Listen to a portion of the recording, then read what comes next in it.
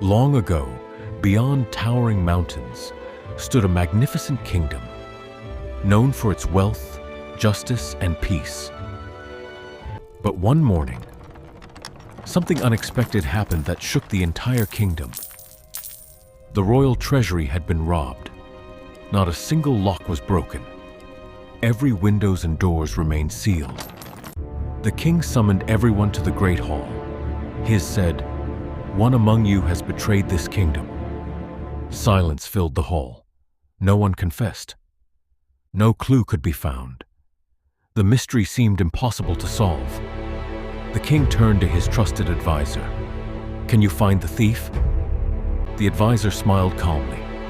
"Your Majesty," he said. The following morning, the advisor requested the king to summon everyone back to the great hall. Soon, everyone gathered once again, curious about what would happen next. Beside the great hall stood a small stone chamber. The advisor stepped forward and pointed toward it. "Inside this chamber, I have placed the stone of truth. Each of you will enter the chamber, alone.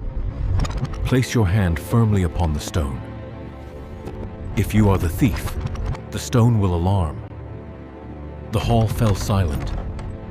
The first guard slowly walked toward the chamber. He stepped inside. The door closed behind him.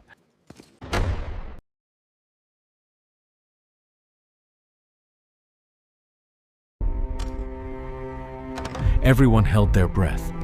Every ear was fixed on the chamber. A few moments later, the guard walked back out. No alarm. Then a servant entered. Again, silence. Another guard. Nothing. A minister. Still nothing. Finally, the last one returned. Confused whispers spread through the great hall. One minister smiled confidently. "It seems your magical stone is not working." Several others quietly nodded. The advisor smiled.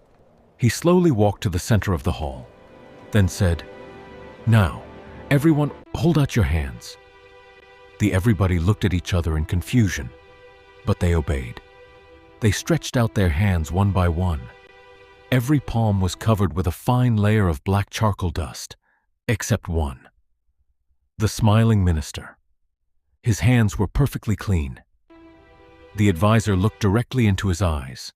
"You never touched the stone." The minister's smile disappeared. His face turned pale. The advisor continued, "You believed the stone would expose you. So you entered the chamber. But you never laid your hand upon the stone." The minister fell to his knees. His voice trembled. "Forgive me, Your Majesty. I stole the king's treasure." The entire hall gasped. The king looked at the advisor in amazement. "There was no magic, was there?" The advisor smiled gently. "No, Your Majesty. Before sunrise, I secretly coated the stone with fine charcoal dust. The innocent had nothing to fear. They touched the stone without hesitation. Only the guilty man feared touching it, and in trying to hide his guilt, he revealed it himself. The stolen treasure was recovered. The thief was taken away to prison. The king looked at his advisor with admiration. The advisor said, "The cleverest traps are not the ones that catch the guilty. They are the ones that allow the guilt to reveal itself."